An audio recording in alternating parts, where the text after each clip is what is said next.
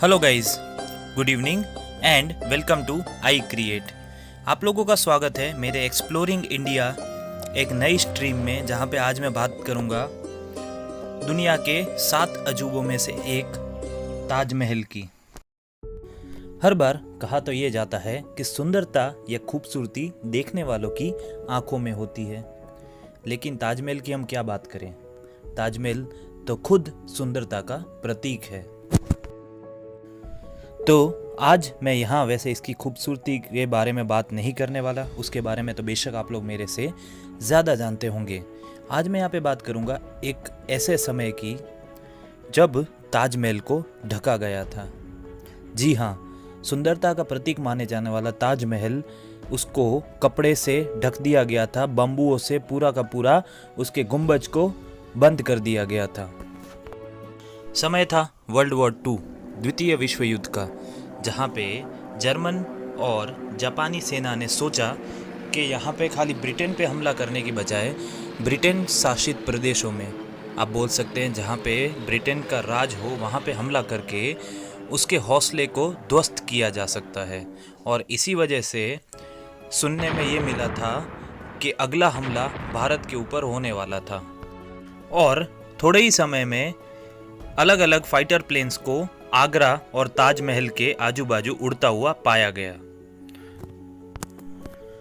Curtis C-46 twin engine aircraft देखा गया आगरा के ऊपर, और अब ये समझ में आ रहा था कि यहाँ पे ये लोग भारत की जो धरोहर है ताजमहल, जिसको हम लोग हमारी बहुत महत्वपूर्ण संपत्ति मानते हैं, इस पे हमला होना पक्का था। समय था 1942, वर्ल्ड वॉर अपने सबसे बड़े फेज से आगे बढ़ रही थी और उसी समय ताजमहल को बाम्बुओं से ढका गया। उसके गुंबज को सबसे पहले बाम्बुओं से पूरा का पूरा कवर कर लिया गया।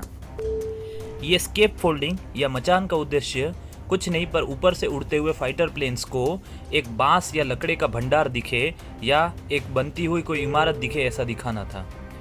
अब बात याद रखिए, ये बात है 1942 की, और तब के समय में हमारे पास हाई प्रिसीजन GPS और satellite image sensing facilities available नहीं थी। सो ऊपर से देखने पे हम लोग ये जान नहीं पाते कि ये ताजमहल ही था या कुछ और।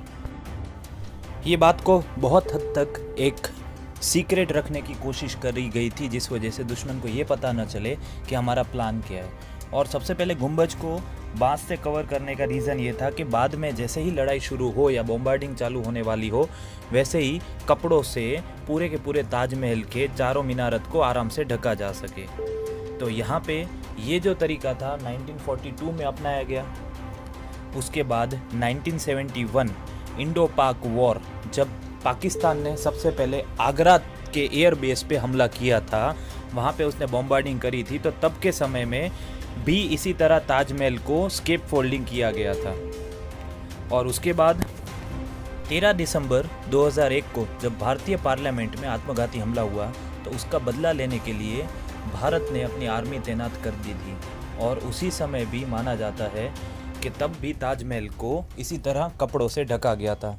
पर ये एक बहुत सीक्रेट ऑपरेशन के तहत हुआ है हर बार, और पब्लिक को ऐसा ही दिखाने की कोशिश करी कि ताजमहल की कोई ना कोई रिपेयरिंग या वहाँ पे सरफेस क्लीनिंग प्रोसेस की वजह से उसको ढका गया है, जिस वजह से और पब्लिक को भी ये खास बातें बहुत आसानी से पता ना चले और दुश्मन से सीक्रेट बना रहे।